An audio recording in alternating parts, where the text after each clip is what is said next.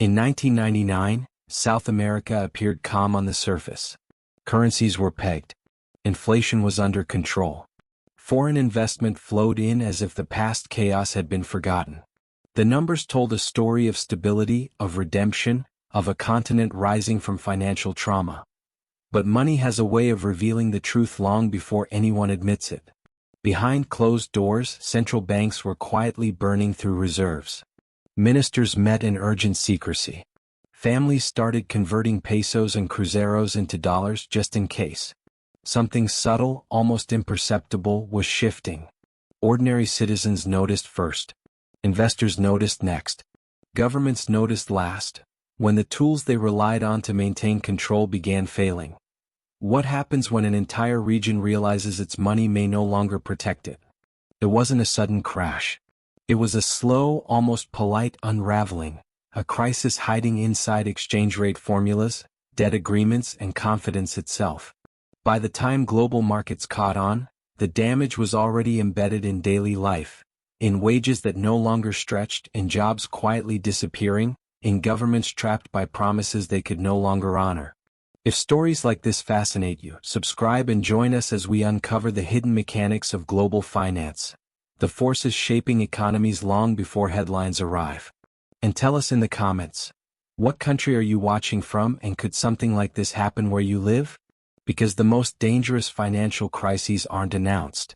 They're felt. The 1990s were supposed to be a decade of redemption for South America. After decades of hyperinflation, political turmoil, and broken currencies, governments promised stability. They anchored their money to the US dollar, tightened monetary policies, and promised that the nightmares of the past would never return. In Argentina, the peso-dollar peg became more than policy. It was a symbol of national pride, a promise that the country had finally mastered financial discipline. For ordinary families, it felt like a reprieve. Savings were safe. Prices stopped fluctuating wildly. The trauma of hyperinflation seemed to fade. Investors took notice. Bonds sold quickly. Foreign capital returned in droves. Economists called it a model for emerging markets, a country that had solved its money problem. The streets buzzed with cautious optimism, and central bank offices echoed with quiet satisfaction. But behind the numbers, something subtle was shifting. Global events were conspiring quietly against South America. The US dollar was strengthening, pulling money away. The Asian financial crisis of 1997 sent tremors worldwide. Russia's 1998 default created a ripple that reached the southern hemisphere. Capital that had once flowed easily into the region began to hesitate, then retreat. Central banks sold reserves to defend their pegs. Interest rates crept higher, not to grow the economy, but to attract investors and hold the system together. Ordinary citizens noticed subtle signs. Banks were less eager to lend, credit felt tighter, and everyday goods became slightly more expensive. Exporters struggled as fixed exchange rates made their products uncompetitive abroad. The economy appeared stable, but only because it was being artificially held in place. Stability had become an illusion. And in financial systems, illusions are fragile. By late 1999, the costs of that illusion were mounting. Governments were no longer managing currencies. They were defending them. Every policy decision bent toward one goal: maintaining the peg no matter the domestic consequence. Public spending was slashed. Taxes increased. Jobs slowed. Unemployment crept upward. The numbers balanced, but the societies behind them began to fracture. Argentina's peso-dollar peg had become sacred. Breaking it felt like betraying national identity. Politicians framed adherence as moral, not economic, while analysts abroad whispered caution. The reserves won't last forever, some said, eyes darting over spreadsheets. Portfolios quietly shifted. Money moved, without headlines, without public acknowledgement. Brazil faced its own pressures. The real had been devalued earlier, forcing painful adjustments in business and daily life. Investors noticed differences between countries. Some economies adapted. Others clung stubbornly to their pegs. Capital started flowing selectively, rewarding flexibility and punishing rigidity. Ordinary families began sensing the unease psychologically before it showed mathematically. People converted savings into dollars quietly just in case. Credit tightened further. Businesses hesitated. And yet, to the outside world, everything appeared normal. The streets were bustling. Prices seemed stable.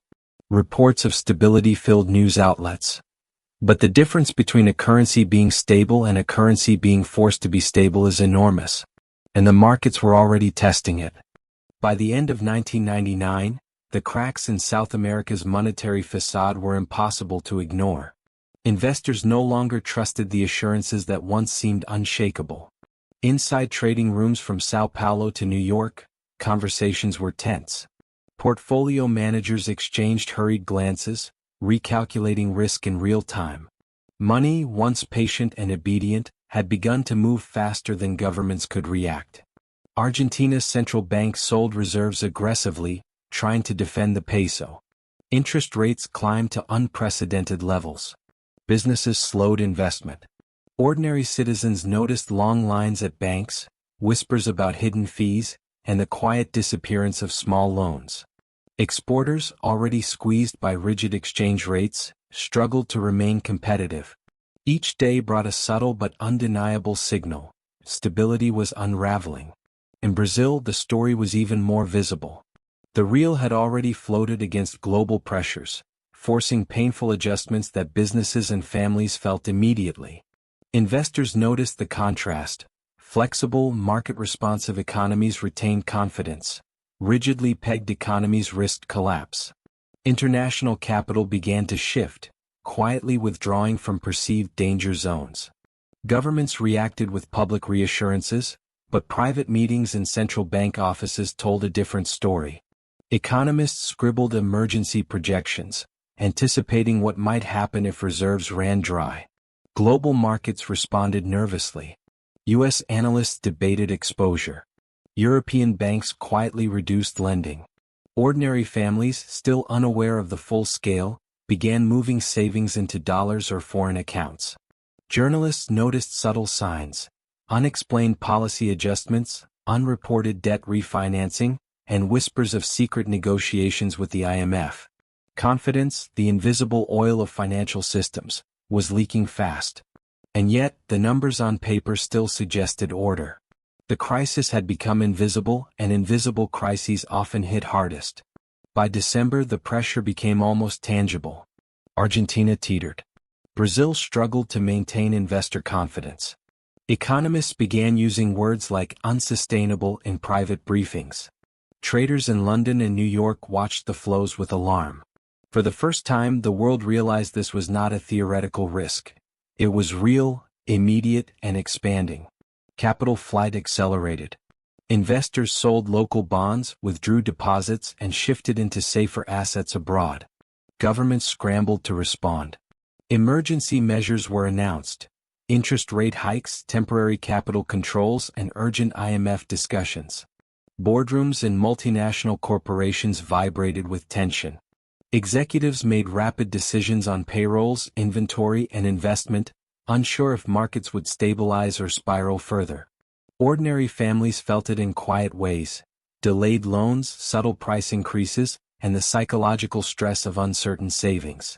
Markets in neighboring countries reacted in sympathy, as contagion fears spread across borders. Analysts in Buenos Aires and Sao Paulo communicated constantly with their peers in New York and London, trying to anticipate the next move. Journalists covered long bank queues, sudden policy shifts, and the silent anxiety of households. Foreign governments also paid attention. Central banks in Europe and North America monitored every announcement, every movement of reserves, aware that a collapse in South America could ripple into global portfolios. Hedge funds and institutional investors began recalculating risk premiums, pricing the once stable currencies as fragile. Confidence, once assumed, had become the most expensive commodity in the region. By the time the news reached headlines, the crisis had already infiltrated the daily lives of millions. Markets don't wait for headlines. They act, instantly, sometimes invisibly, and the people who rely on them only feel the consequences. When the dust settled in early 2000, the immediate chaos had subsided, but the lesson lingered. South America had avoided total collapse, yet the scars were deep. Argentina's peso-dollar peg eventually cracked under pressure, Brazil's real had adjusted, and governments were forced to confront the costs of enforced stability. Economists reflected on what had nearly happened. The illusion of control can be more dangerous than outright volatility. Ordinary families remembered the anxiety of long bank queues, the quiet panic of converting savings, and the sense that the numbers they trusted no longer told the full story. For investors, the crisis underscored a universal truth. Flexibility in monetary policy often matters more than appearances. Governments learned that credibility is fragile and that confidence can evaporate faster than reserves. Across the continent, businesses recalibrated strategies, understanding that currency risk was not abstract. It was deeply human, directly affecting employment, wages, and long-term planning. The hidden currency crisis of 1999 was not just about numbers.